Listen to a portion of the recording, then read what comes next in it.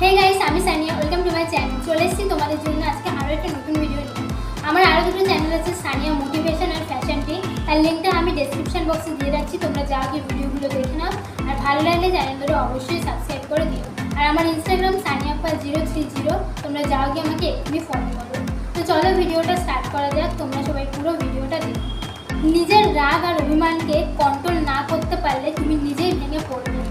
রাগ, অভিমান, হতাশা, এই তিনটে জিনিস আমাদের ভেতর থেকে ধ্বংস করে দেয়। তুমি হয়তো কাউকে ভালোবেসে রাগ করো, কারোর অবহেলায় অভিমান করো, কিন্তু নিজের মনের ভার কোথায় রাখবে? আজকে বলবো কিভাবে নিজের এই স্ট্রং ফিলিংসগুলোকে কন্ট্রোল করবে আর নিজেকে ভাঙতে না দিয়ে গড়ে তুলবে। 1. আমাদের রাগ কেন আসে? রাগ আসে যখন তোমার প্রত্যাশা ভেঙে যায়। তুমি কাউকে টাইম দাও, গুরুত্ব দাও, কিন্তু সে ইগনোর করে। তুমি চেষ্টা করো, কাজ করো, কিন্তু কোনো রেজাল্ট আসে না। রাগ তখনই আসে যখন কন্ট্রোল তোমার হাতে থাকে না। রাগ আসা স্বাভাবিক, কিন্তু রাগে নিজের শান্তি হারানো সেটা বোকামি। 2. অভিমান কোথা থেকে আসে? অভিমান হয় যখন তুমি মন থেকে কাউকে ভালোবাসো, কিন্তু সে তোমার গুরুত্ব বোঝে না। তুমি তাকে মনে রাখো, অথচ সে ভুলে যায়। তুমি তাকে পাশে চাও, কিন্তু সে দূরে থাকে। তখন ভেতরের অভিমান জমে জমে একটা পাহাড় হয়ে যায়, যেটা কেবল তোমাকেই কষ্ট দেয়। 3. রাগ আর অভিমানের ক্ষতি। 1. ডিসিশনের ভুল হয়। 2. নিজের ভেতর কষ্ট জমে, যেটা ডিপ্রেশনে নিয়ে যেতে পারে। 3. তুমি যাকে ভালোবাসো তাকেও হারিয়ে ফেলো। 4. শরীর, ঘুম, মন সব কিছু ধীরে ধীরে নষ্ট হতে থাকে। কিভাবে রাগকে কন্ট্রোল করবে? 1. রাগ উঠলে 5 সেকেন্ড চুপ করে থাকো, হাঁটাহাঁটি করো, জল খাও। 2. রাগ বা অভিমান হলে একটা খাতার মধ্যে সব লিখে ফেলো, কারোর সাথে শেয়ার করার দরকার নেই। 3. ডিপ ব্রিথিং করো। 4.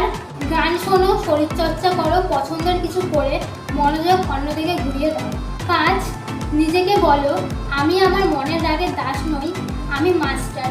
6. কারো থেকে বেশি কিছু এক্সপেক্ট করো না।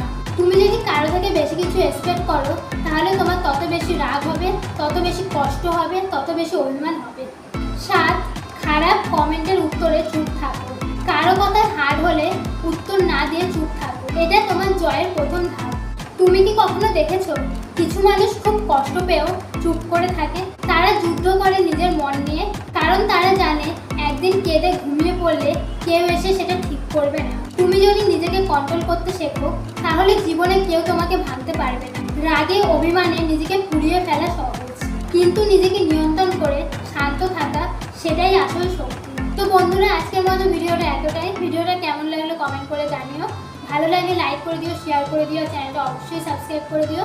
আর আমার আরও দুটো চ্যানেল আছে, সানিয়া মোটিভেশন আর ফ্যাশন টিপ। তার লিঙ্কটাও আমি ডেসক্রিপশন বক্সে দিয়ে রেখেছি, তোমরা যাও গিয়ে ভিডিওগুলো দেখে নাও।